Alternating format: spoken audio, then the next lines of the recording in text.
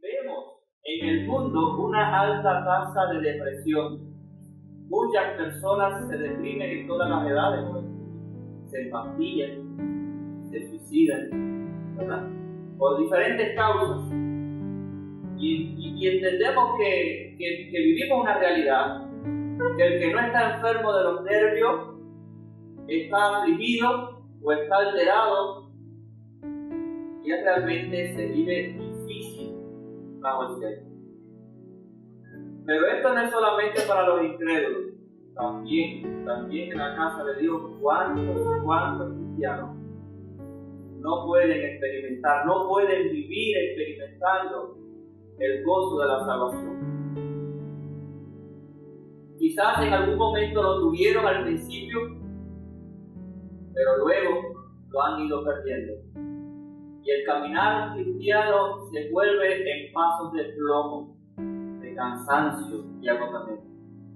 La Biblia siempre nos confronta que a pesar de las circunstancias, nosotros podemos tener un gozo y una paz que el mundo no da. No es que no nos aflijamos, pero la aflicción, la prueba, la situación no puede llevarnos a una depresión y perder el gozo de la salvación. Muchos creyentes no encuentran en su vida cristiana ese gozo.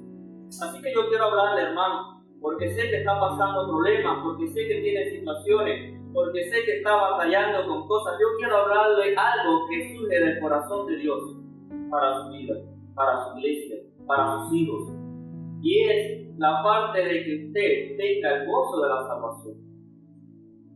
Eso puedes estar seguro en esta mañana, que sea cual sea la circunstancia que tú estés viviendo, Dios quiere que tú tengas el gozo de la salvación. Por esta causa veremos el Salmo 30 bajo este título, el gozo de la salvación. Este es un salmo de gratitud por la sanidad divina que, según el título, fue utilizado para la dedicación de la casa. Se piensa que fue para la dedicación del tabernáculo que David lo hizo, o quizás su palacio, luego de haber sido sanado por una enfermedad mortal. Según el Talmud, este salmo fue usado en la conmemoración de la rededicación del templo después de la victoria de Judas Macabeo en el 165 a.C. Perteneciendo a los salmos al tipo de salmo de gratitud, sigue una estructura común en ellos, donde se puede ver en dos partes: la acción de gracias por la sanidad, versos del 1 al 5, con un recuento de la experiencia, los últimos versos del 6 al 12. Para nuestro propósito nos enfocaremos en la segunda parte del recuento de la experiencia, que se puede desglosar a su vez de la siguiente manera. Hace una referencia a la crisis que había confrontado, versos del 6 al 7, donde sale a reducir un gran problema, un problema del corazón que tenía, y es la autosuficiencia. Luego hace un recuerdo del clamor que había hecho, versos del 8 al 10, donde vemos su arrepentimiento. Luego, en el verso 11, vemos la liberación, esa gozosa salvación que él recibe. Y por último, el verso 12, una declaración final de alabanza, que surge con un compromiso de devoción. De esta porción aprenderemos una máxima en esta mañana. ¿Sabe cuál es el secreto para tener el gozo de la salvación?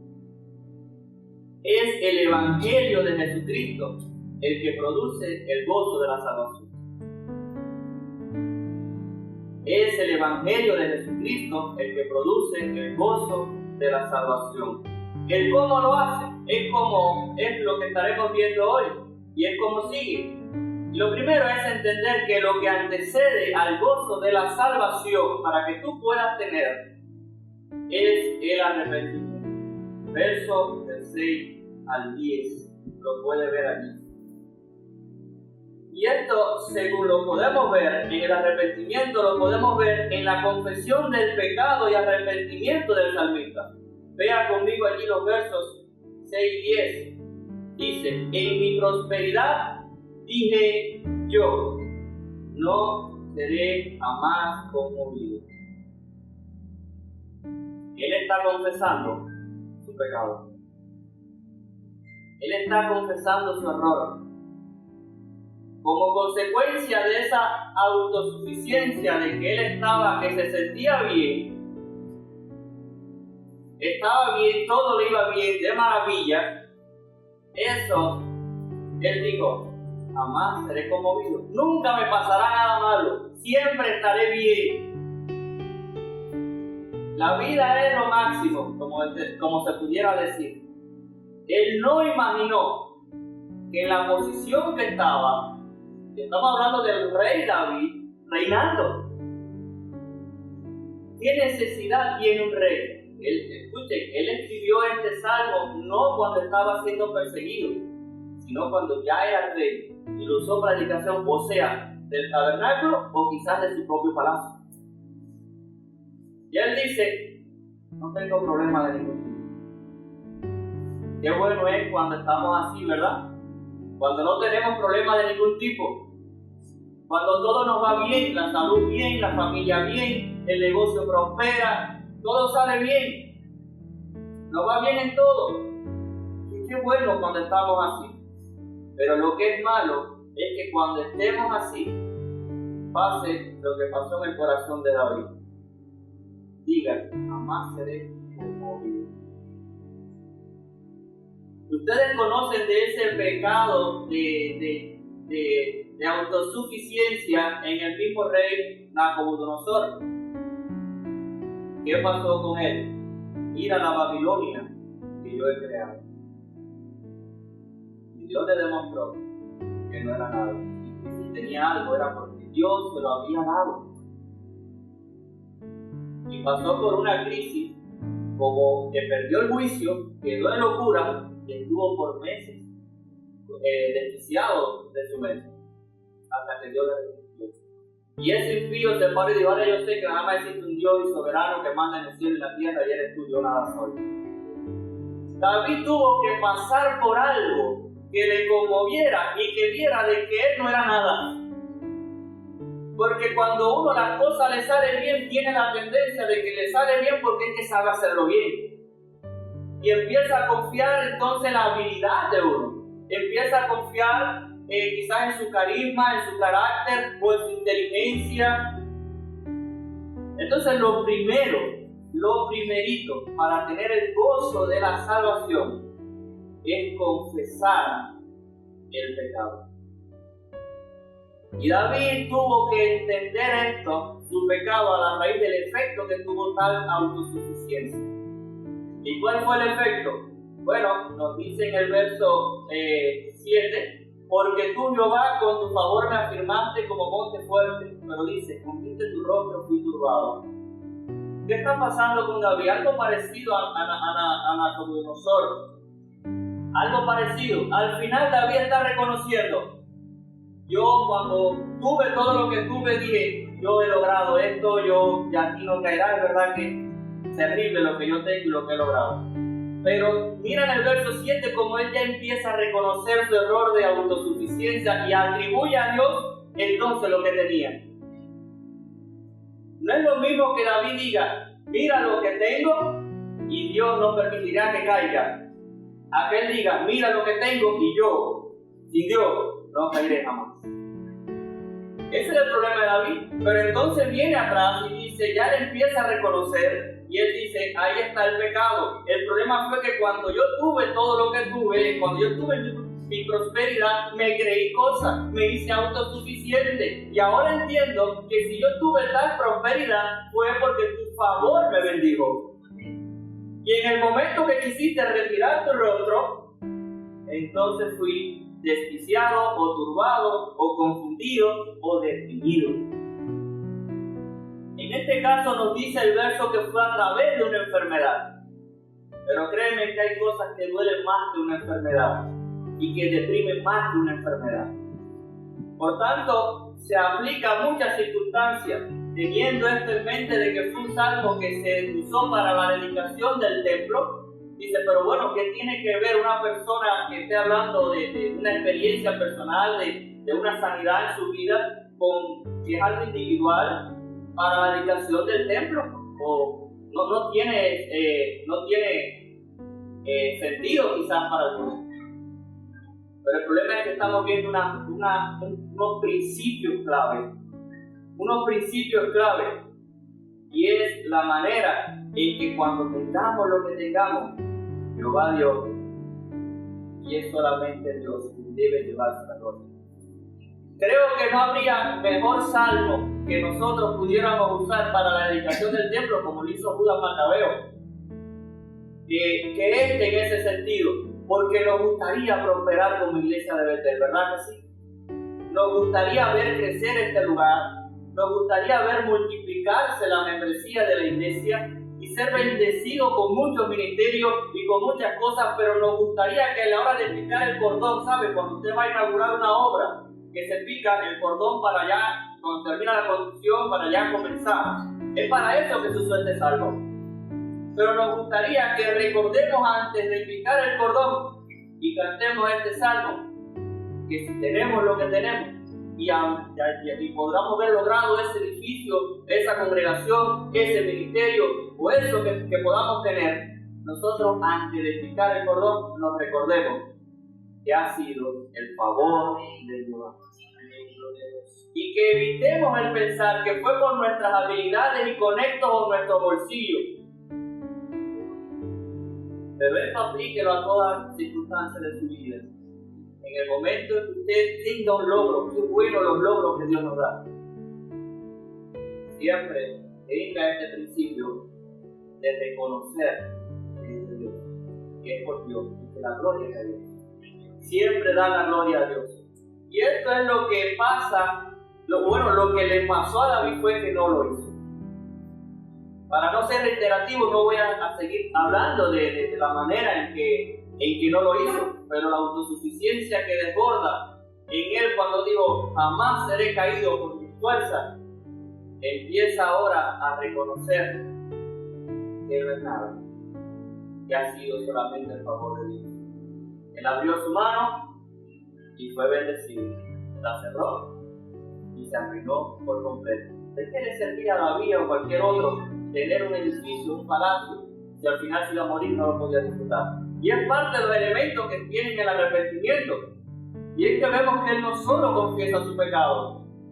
Y esto es importante porque él pasa un arrepentimiento en los siguientes versos. Y el asunto es que muchos confiesan el pecado. Y dicen, sí, eso está mal, pero no se arrepienten. El libro de Proverbios nos dice de la siguiente manera.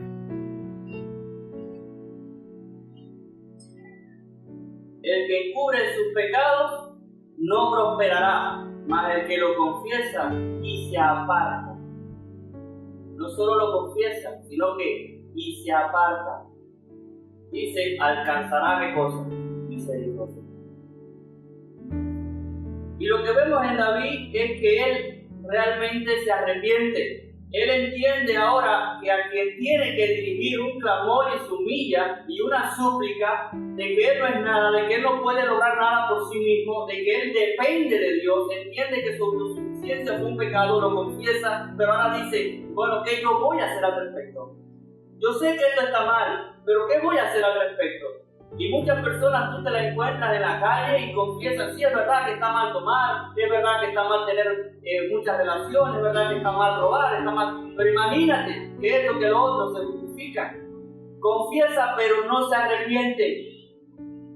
Y hay una cosa que aborrece Dios, es la hipocresía. Tanto en el fariseísmo, como en aquel que dice, yo haré, y no hace nada. ¿Recuerdan los dos hijos? El padre viene al mayor, le dice, ve al trabajo, a las labores, y él le dice, sí, yo voy a ir, sí. Pero después no fue. Al chiquito le dice al menor, ve, y él le dice, no voy. Pero después arrepentido fue. Y Jesús pregunta, ¿quién hizo la voluntad del Padre? Entonces, cuando hablamos del arrepentimiento de David, David no solamente está entendiendo que debe depender, dice en el 8, a ti, oh Jehová, clamaré y al Señor suplicaré. Yo entiendo que yo no puedo con mi propia fuerza, en mis circunstancias, en mi enfermedad, en lo que yo estoy haciendo. Yo necesito de ti que tú me salves. Y él está haciendo esto, y en el 10 también lo recalca. Ten misericordia de mí, Jehová, sé tú mi ayudador, porque nadie más puede. Y quizás usted esté atravesando un problema, una circunstancia, donde tiene que suplicar a Dios, porque solamente Él puede ser tu ayudador. Es bueno los médicos, es bueno todos los contactos, todos los recursos que podamos mover, pero recuerde que en última instancia, la verdadera solución a nuestros problemas solamente está en Dios. Hay cosas que los médicos no pueden sanar. Hay circunstancias que los hombres no pueden resolver, que a veces quieren. Pero Dios todo lo puede. Para Él no hay nada imposible. Y el arrepentimiento verdadero entiende que no puede con sus fuerzas, entiende que necesita que alguien haga por él lo que él no puede hacer. Ese es el arrepentimiento verdadero. Y entiende que ese arrepentimiento hay un cambio de conducta, porque él está haciendo un argumento con Dios y entiende que su vida debe ser para la gloria de Dios, dedicada a glorificar a Dios, dedicada a dar un buen testimonio que traiga luz a este mundo para que Dios sea glorificado. Él entiende que su vida se puede resumir, que su vida sea un acto de alabanza, un sacrificio de oración a Él. Y lo entiende en los versos 9. En el verso 9 dice: ¿qué provecho hay en mi muerte cuando descienda a la sepultura? Se alabará el polvo, anunciará tu verdad. Entonces David entiende que él no vivía para disfrutar de su ministerio como rey, o de su palacio, o de su beneficio. Entiende que él vivía para alabar a Dios, y que si ahora se moría, entonces no podía ser el propósito fundamental de su vida. Usted y yo, hermanos, vivimos para la alabanza de la gloria de Dios. Todo lo que hagamos debe hacerse hecho para la gloria de Dios. Usted quiere saber si lo que usted quiere hacer o lo que usted hace, Dios lo aprueba o no. Pregúntate, ¿le traigo gloria a Dios con eso? ¿Le honro con esto? Porque si no, no es de Dios. Él entiende, y ese arrepentimiento muestra un cambio en su conducta. No es que ya tengo de todo, no me falta nada, voy a disfrutar. Muchos piensan que disfrutar la vida cristiana es disfrutar de las actividades de la iglesia, los retiros, el buen ambiente, ¿verdad? La cuestión social. Pero no es el disfrutar eso lo que es la vida cristiana, la esencia de la vida cristiana. La esencia de la vida cristiana es disfrutar, vivir para la gloria de Dios, deleitarse en ello. Y ahí él se está arrepintiendo y él está mostrando un cambio de conducta. Él está entendiendo de que no basta, que su vida no es para disfrutar su prosperidad y olvidarse de Dios, porque a veces nos pasa que en las buenas nos olvidamos de Dios. Y entonces recurrimos a Dios en las malas. Él entendió, sea la buena, sea la mala, solamente hay una cosa que yo debo hacer y es esencial, y es vivir para alabarte. Y si muero no podré hacerlo. Dame vida para alabarte. Ciertamente hay un verdadero arrepentimiento en la vida. ¿Y qué tiene que ver eso con el gozo? Bueno, el Salmo 32, 3 al 5 dice: mientras callé, se envejecieron mis huesos en mi gemir todo el día. Porque de día y de noche se agravó sobre mí tu mano, se volvió mi verdor en sequedad desde verano. Mi pecado te declaré y no encubrí mi iniquidad. Dije: confesaré mis transgresiones a Jehová, y tú perdonaste la maldad de mi pecado. Eso es lo que tiene que ver con el gozo. Si tú no te arrepientes, si yo no me arrepiento de nuestro pecado, bueno, vamos a sufrir las consecuencias. Debemos realmente arrepentirnos. Debemos arrepentirnos de una mala conducta. Debemos arrepentirnos de una mala actitud autosuficiente. Autosuficiente de que no necesito a Dios y yo puedo vivir mi vida como yo quiera y hacer las cosas como yo quiera, pero también autosuficiente de creer que yo puedo ganarme el favor de Dios con mis fuerzas. Y esto viene a tocar la esencia del Evangelio. Por eso es que le decía que la máxima era que es el Evangelio lo que produce el gozo de la salvación. Y es que si el cristiano no entiende que no solamente es un pecado de autosuficiencia el querer vivir sin Dios, también es el querer ganarse la salvación sin Dios. Y que la religiosidad, el legalismo sea lo que riga mi vida. Hermano, usted si es honesto con su conciencia, usted no podrá tener paz si de verdad está luchando con su obra, con su quehacer, el tener el gozo y la paz de Dios. Porque si somos conscientes, sabemos que todos cometemos errores. Y si realmente entendemos, miren hermano, Martín Lutero, una de las cosas que él sufría era esto. Era un monje, se hizo monje, una persona que se va de la sociedad, vive una vida de pobreza, de celibato, de tantas cosas, para dedicarse solamente a Dios. Y sin embargo este hombre entendía que todo lo que hacía era poco porque estaba viendo pecados y faltas, estaba viendo errores. Y al menos fue lo suficientemente sincero para no tener paz. Porque hay muchos que creen que por ciertas obras y acciones religiosas, ya con eso están bien con Dios y tienen paz. Están siendo autosuficientes. Están queriendo con su religión poder agradar a Dios. Ganarse el favor de Dios en base a lo que yo hago. Y si él cree que con lo poco que puede estar haciendo, ignorando todo lo malo que siempre va a haber, se está ganando el favor de Dios, que está siendo autosuficiente. Está creyendo que él solo puede. Pero decía el salmista, a ti pediré ayuda porque yo no puedo. Agustín decía, Señor, da lo que mandas y manda lo que quieres.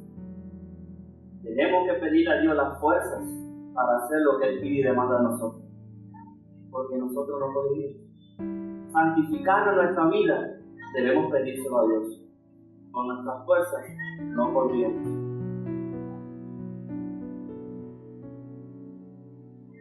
Les decía que Jesús aborrece el pecado de la hipocresía. Es una hipocresía el creer que soy una buena persona sin Dios, como hace mucho, yo no necesito ir a la iglesia si soy una buena gente. Es una hipocresía porque no está reconociendo el pecado. De hecho, está mostrando una autosuficiencia que no necesita llevarse por la palabra de Dios, los medios de gracia de Dios para vivir una vida con Dios y alcanzar la salvación. En su autosuficiencia, en sus pecados, rechazan a Dios, rechazan el Evangelio. Pero también está el pecado de la hipocresía, de esa religiosidad, el legalismo farisaico, donde dice Pablo que el judío, queriendo implantar su propia justicia, despreciaron la de Dios. Está la autosuficiencia de aquel que se para orando y dice, te doy gracias porque yo, en un contextualizado, porque voy más a la iglesia, porque diezmo más, porque doy a los pobres, te doy gracias porque hago todo esto. ¿Se fue perdonado? Había un publicano atrás que decía, ser propicio a mí sin pecador. Ese dice Jesús que se fue perdonado. No había nada que molestara más a Jesús que la hipocresía. Aquellos que llaman ustedes son sepulcros blanqueados. Por fuera parecen los más religiosos, con sus filacterías y sus cosas. Pero por dentro son lobos rapaces. Porque el odio es un pecado. No basta matar, sino enemitarte con tu hermano, eres culpable para el juicio del infierno. No basta cometer un adulterio, solamente el codiciar. Hermano, si tú estás y yo estamos en un pecado de autosuficiencia, que creemos que por nuestros propios medios estamos logrando el favor de Dios, por las acciones que nosotros hacemos, por nuestra obediencia, estamos ganando el favor de Dios. Pueden estar pasando dos cosas. Si tienes gozo con eso y estás tranquilo con eso, es un gozo que no es de Dios. posiblemente necesitaríamos en ese caso verdaderamente conocer a Dios. Y si realmente cuando experimentas eso con tu fuerza y no tienes el gozo, porque luchas y tú con tus fuerzas no tienes el gozo, bien, felicidades, ya estás en el equipo, pero tienes que entender algo más. Si tú no estás satisfecho con tus obras, con tu obediencia, y no tienes paz y gozo, creyendo que necesitas algo más, bien, muy bien, pero tienes que recibir entonces el Evangelio, el arrepentimiento, el confesarlo y el pedirle a Dios, como dice el salmista, ten misericordia, sé tu ayudador. Ayúdame tú que yo no puedo. Entonces, hermano, esa batalla que tenía Lutero, que confesaba una y otra vez y volvía y cuando se iba para allá se recordaba que había un pecado que no había confesado, miraba para atrás porque él era honesto. A confesarse entonces se va a acabar cuando usted entienda de que para usted tener el verdadero gozo de la salvación, usted necesita arrepentirse no solo de lo malo que hace, sino arrepentirse de creer que puede lograr algo con sus fuerzas. Lo bueno está y tienes que hacerlo, pero la motivación es lo que quizás debamos arrepentirnos si creemos que haciendo estas cosas buenas con una motivación errada, nosotros podemos ganar el favor de Dios. Entonces, yo quiero que esto se puntualice bien.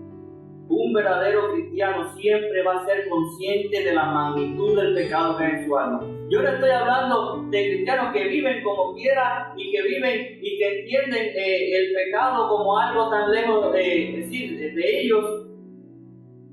Estoy hablando de un cristiano que lo que antes una mala palabra era normal, un vaso de agua, ahora si se le zafa es un bochorno. Que entiende que una mala palabra es algo horrible, que una mentirilla es algo horrible, que realmente es consciente. No estoy hablando de personas liberales, estoy hablando de personas que entienden cuánta maldad hay en el corazón. Si somos conscientes y nos ponemos a la luz de la palabra de Dios, vamos a reconocer que nos falta, aun cuando nosotros socialmente y dentro de la iglesia seamos de los que un mejor testimonio vivamos. Pero qué importante entender esto, porque nos dice también acerca ya del Evangelio, nos dice Juan 1, 8, 9. Si decimos que no tenemos pecado, y añado ahí, andamos gozosos y todo está bien, dice, nos engañamos a nosotros mismos. Si creemos que estamos bien con lo que hacemos y por eso Dios me tiene que bendecir porque yo voy a la iglesia y yo esto, pues te estás engañando. No tienes pecado, estás haciendo las cosas bien, todo bien, Dios te tiene que bendecir. Dice, nos engañamos, estás engañado, ese gozo es superficial. ¿Y por qué es superficial? Te voy a decir qué va a pasar. Cuando venga la prueba, cuando venga el problema, tú no vas a tener gozo. Tú lo que vas a decir, ¿y por qué? Y te vas a quebrantar. ¿Y cómo puede ser que tú permitas eso? Yo siendo esto, tú me permitas esta calamidad. Por eso digo que no es un verdadero gozo. Primero es un engaño, pero nunca va a tener gozo porque va a estar viviendo situaciones y más bien lo que va a estar es reclamando, y más bien lo que va a estar es quejándose, más bien va a estar desconcertado, no va a saber qué está pasando y por qué me puede pasar esto a mí. No va a aceptar, no va a estar agradecido a pesar de las circunstancias, venga lo que venga de Dios, no lo va a poder estar. Y sabe, siempre van a haber cosas que no lo van a gustar. No puede tener ese gozo si no hay arrepentimiento.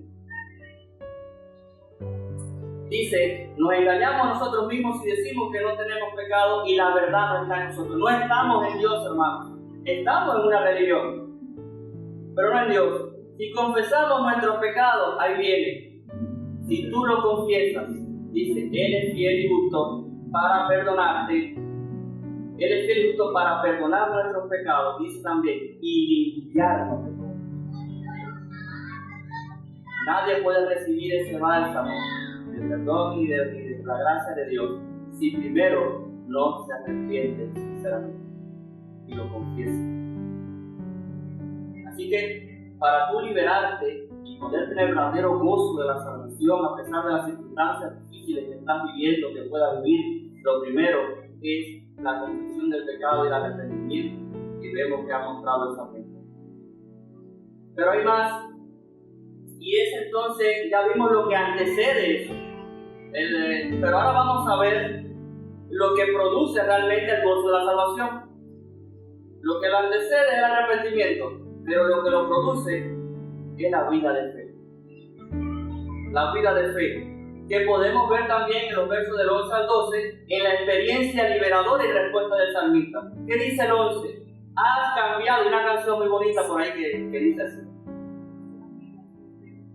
Has cambiado mi lamento en baile, desataste mi cilicio y me ceñiste de alegría. Para el salmista fue que estaba enfermo y Dios lo sanó. Pero fíjate, él creía que se iba a morir. Dice que él, bueno, ya voy para el Seol. Y Dios lo sanó. Pero cuán grande enfermedad también es el pecado. Aun cuando le bajan a Jesús a un hombre en una condición crítica, paralítico, Jesús entendió sanarlo primero. Y lo primero que le dijo, la prioridad para Jesús, ¿cuál fue? Dijo, tus pecados te son perdonados. Y después entonces dijo, toma tu lecho y anda. Es que de nada nos vale que Dios nos sane 100 veces si al final nuestra alma se destruye en el infierno. ¿Cuánta gente siguieron a Jesús por los panes y los peces? ¿Cuántas personas experimentaron liberación de demonios, sanidades, alimentación con los panes y los peces? Y sin embargo, a esas grandes multitudes, ¿cuántos de ellos se salvaron? Alguien, digo, no sé si fue aquí que lo escuché, no recuerdo ahora, creo que fue aquí, la otra vez que estuve, que querían los milagros del Salvador, pero no su mensaje. Después cuando él dijo, no, tienen que comerme a mí, se fueron los discípulos, y ustedes no, ¿quieren irse también? No, señora, ¿dónde iremos si solamente en ti palabras de Dios? El salmista puede experimentar la alegría por haber sido liberado de su enfermedad. Pero hay enfermedades mayores que destruyen el infierno eternamente. Y es el pecado. La condición de muerte espiritual pecaminosa. Lucas 4:18 nos enseña que precisamente para quitar el dolor ese y darnos alegría, para revertir nuestra condición de pecador y de miseria, es que Él vino. Lucas 4:18 nos dice, el Espíritu del Señor está sobre mí, por cuanto me ha ungido para dar buenas noticias, buenas nuevas a los pobres. Eso es el Evangelio, buenas noticias. Me ha enviado a sanar a los quebrantados ¿de qué? De corazón, a pregonar libertad a los cautivos y vista a los ciegos, a poner en libertad a los oprimidos. Para eso Jesús vino. Su ministerio era revertir la condición del hombre, revertir la situación de tristeza del hombre. En el sermón pasado hablaba de cómo el gozo que tenían los discípulos, los apóstoles, luego de ver a Jesús resucitado. Él les dijo, ahora estarán tristes, pero después, ya después nadie le quitará, cuando me vuelvan a ver nadie le quitará el gozo. Y cómo la situación más oscura, más triste, más desconsoladora para ellos, se quedaron desconcertados. Imagínense, creyeron que habían fracasado, su Mesías estaba crucificado. Cómo esa oscuridad, esa locura, fue lo que precisamente dio lugar a la luz más clara para su vida. Cuando ven que sí, que esa muerte atroz y terrible fue vencida y derrotada por el Señor, que ahora le garantizaba la misma victoria a ellos. Primero tuvieron miedo y huyeron y demás, pero cuando habían resucitado dijeron,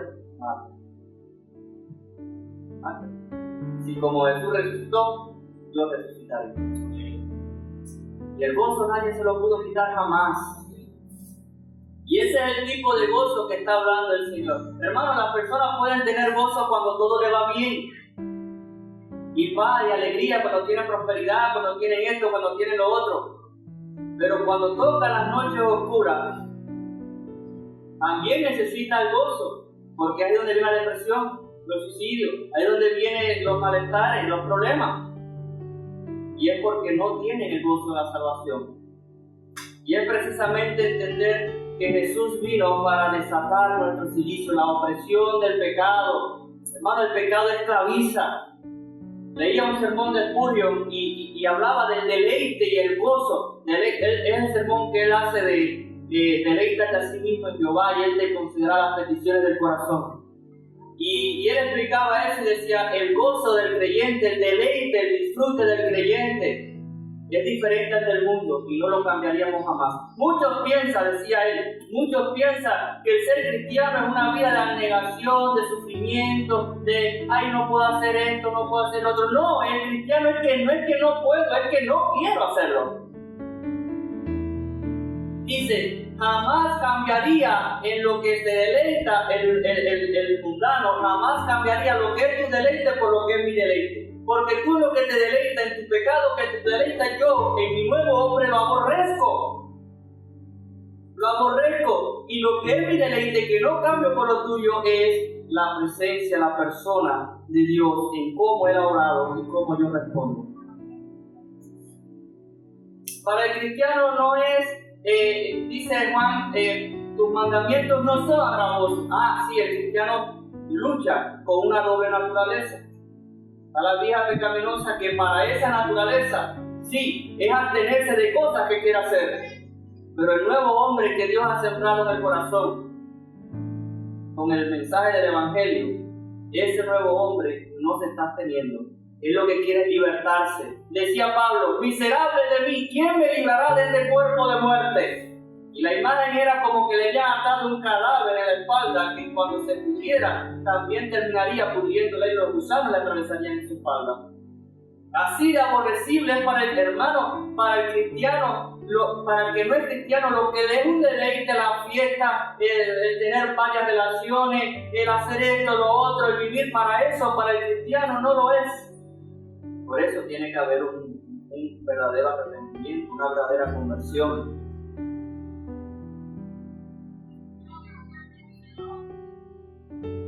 Nuestro viejo hombre va a tirar a esas cosas malas, pero todavía uno no vive en el viejo hombre, uno vive renovado en Cristo y lucha con ese viejo hombre, pero hay algo que hay en nosotros que no hay en el interno, y es que sí, para el creyente, sí, verdadero, sí, no es abstenerse de cosas, no, aunque en su carne todavía le quieran alar, para el creyente ese no es el deleite, ese pecado, al contrario, lo aborrece.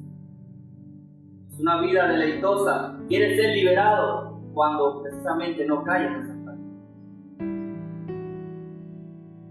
Isaías nos dice de esta manera, 61:10, en gran manera me gozaré en Jehová, mi alma se alegrará en mi Dios, porque me vistió con vestiduras de salvación, me rodeó de manto de justicia, como a novio me atavió, como a novia adornada con sus joyas. Hermano, Isaías está hablando de la justificación que Dios le da por la fe. Está hablando cómo Dios le reviste de justicia delante de él, de santidad delante de él, de pureza delante de él. Y está hablando como a novio. Hermano, nadie es más alegre en la boda que el novio. Bueno, y la novia. Él está comparando la salvación de Dios, la está comparando ¿con qué? Con una boda, con la celebración de una boda, de la festividad de una boda. Es un día de alegría, de gozo. Y dice Isaías, tú has hecho esto conmigo, tú me has puesto un manto de justicia. Los harapos sucios del pecado que lucíamos ante Dios con nuestros pecados fueron cubiertos por el manto de sangre precioso de Cristo, cubriéndonos su justicia. Pero quiero decirle algo. Tienes que recibirlo. Tienes que creerlo. Y es aquí donde quizás algunos se identifiquen conmigo y les confieso, a mí me cuesta trabajo.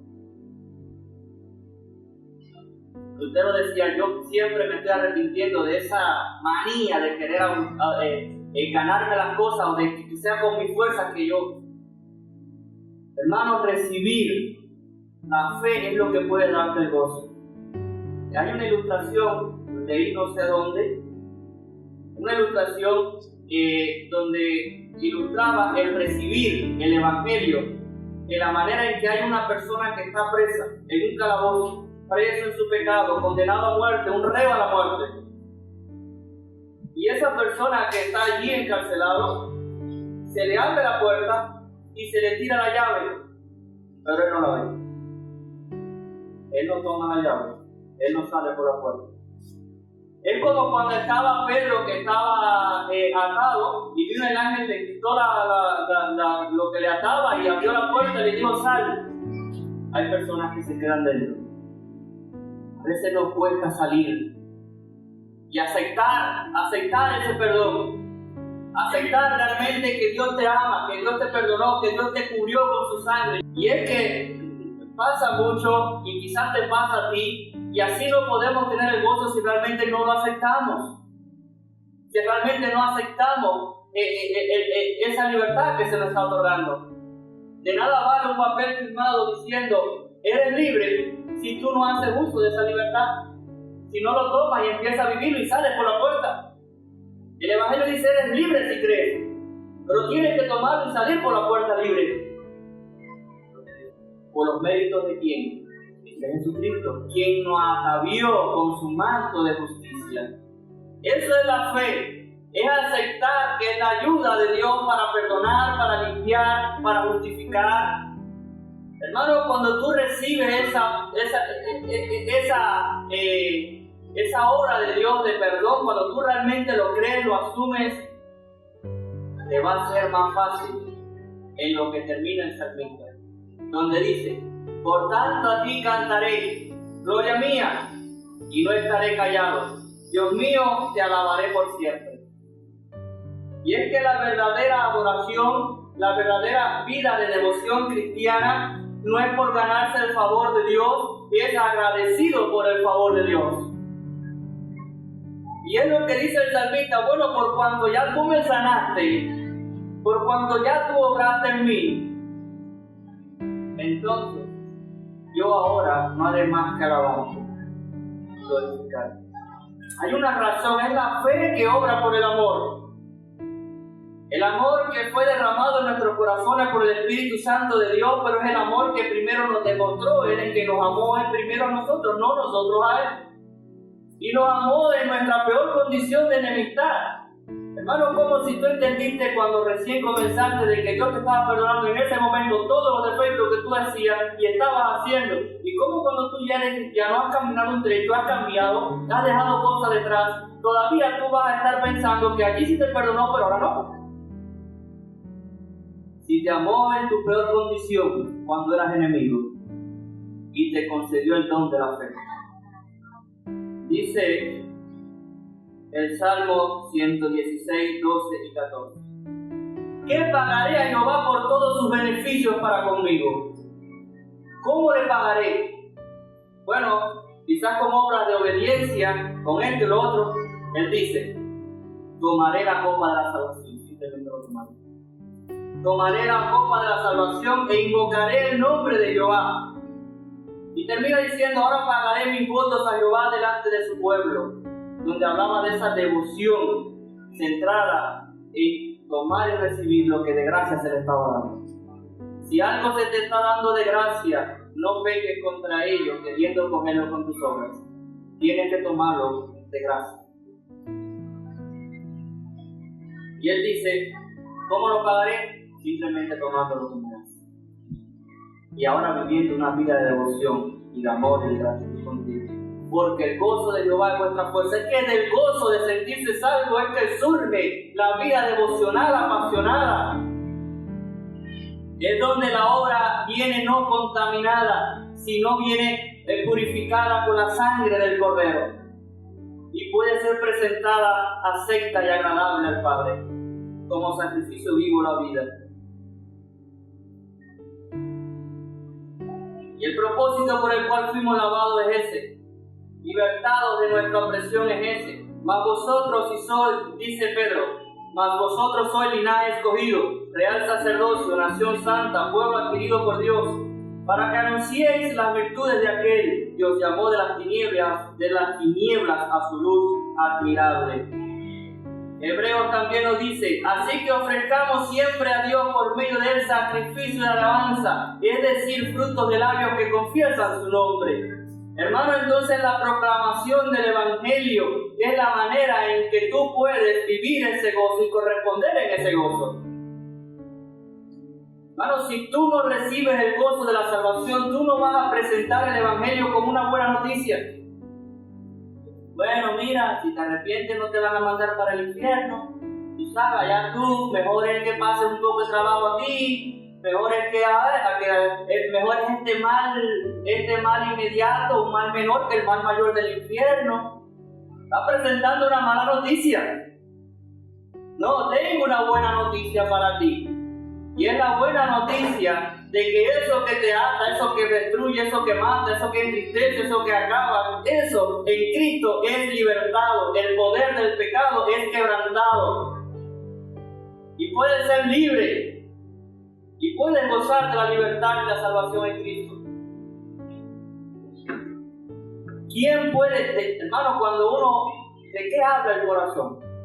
O bueno, ¿de qué habla la boca? De la abundancia del corazón. Si hay un corazón agradecido, va a estar a todos hablándole, mira lo que Dios hizo conmigo, mira lo que Dios ha hecho en Cristo, mira lo que Dios hace. La pasión en el corazón del creyente que se ha sentido salvo por la gracia suficiente de Cristo, ese es el que transmite ese gozo a los demás, ese es el que lleva la buena noticia de Dios con gozo.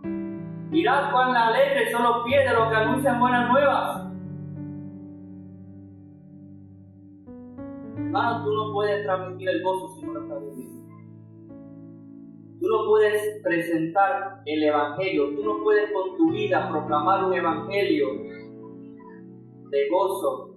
Es decir, si no tienes gozo, no lo puedes proclamar. Y es lo que David hace ahora por esto que tú has hecho por mí. Pero quiero establecer una última cosa. Aquí vemos a un David que está dando gracias porque fue salvo de una enfermedad. Pero Pablo también decía dar gracias en todo, porque esta es la buena voluntad de Dios. ¿Están angustiados? Hagan oración. Hagan oración. Oramos por los enfermos, pero descansamos en la voluntad de Dios. Donde a los que aman a Dios, todas las cosas ayudan a bien. Sin duda este salmo es traído de la experiencia de alguien que experimenta el gozo de la salvación después de una grave enfermedad. Aplica en primera instancia a aquellos que de una forma u otra están sufriendo o andan afligidos.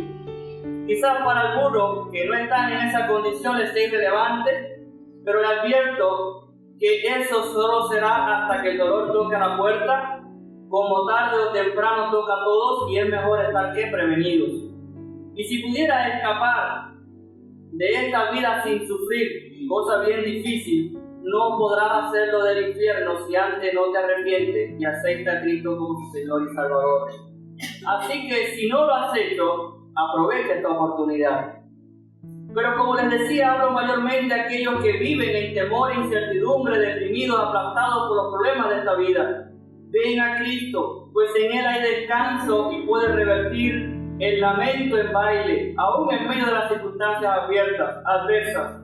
Pero incluso si eres cristiano y como la mayoría de nosotros aún te cuesta experimentar el gozo de la salvación, quizás debas dejar toda religiosidad, asumir vivir por la fe en el Evangelio, pues es lo único que produce el gozo de la salvación. Hermano querido, no pierdas el gozo de la salvación.